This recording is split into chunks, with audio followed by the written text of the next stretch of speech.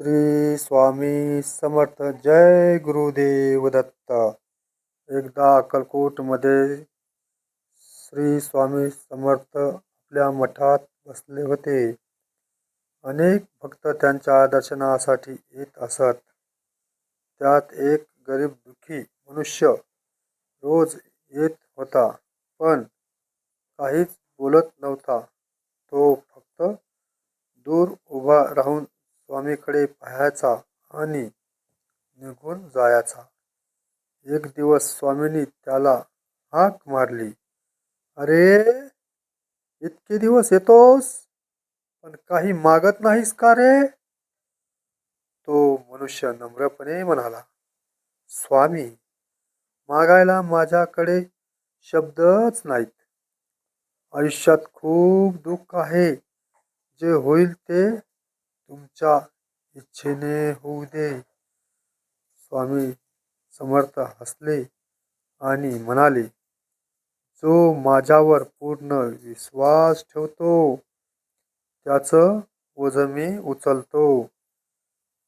तेवढ्यात स्वामींनी त्याला मठात झाडू मारायला सांगितले. तो मनुष्य मनापासून सेवा करू लागला. काही दिवसातच त्याच्या जीवनात बदल घडू लागला. काम मिळालं, घरात शांती आली आणि मन स्थिर झालं. एक दिवस कृतज्ञतेने स्वामींना म्हणाला, "स्वामी, तुम्ही काही दिलं नाही, पण सगळं दिलत."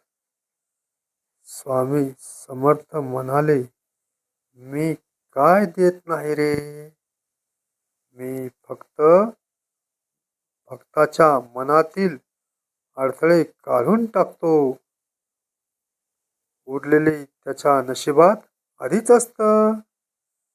कथेचा संदेश असा आहे, स्वामी समर्थ भक्ताकडून मोठ्या पूजा, दान किंवा शब्दांची अपेक्षा करत नाहीत.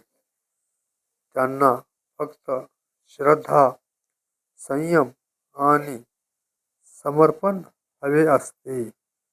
जेव्हा आपण पूर्णपणे शरण जातो, तेव्हा मार्ग आपोआप खुला होतो. समारोप. स्वामी समर्थ म्हणतात, "भिवू नकोस, मी तुझ्या पाठीशी आहे.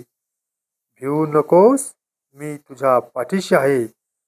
आपण फक्त एवढंच म्हणायचं, "श्री स्वामी समर्थ महाराज की जय. श्री अक्कलकोट महाराज की जय. श्री स्वामी समर्थ महाराज की जय. श्री स्वामी समर्थ महाराज की जय. श्री स्वामी समर्थ महाराज की जय." ब्रह्मांड नायक श्री स्वामी समर्थ महाराज की जय. श्री स्वामी समर्थ महाराज की जय.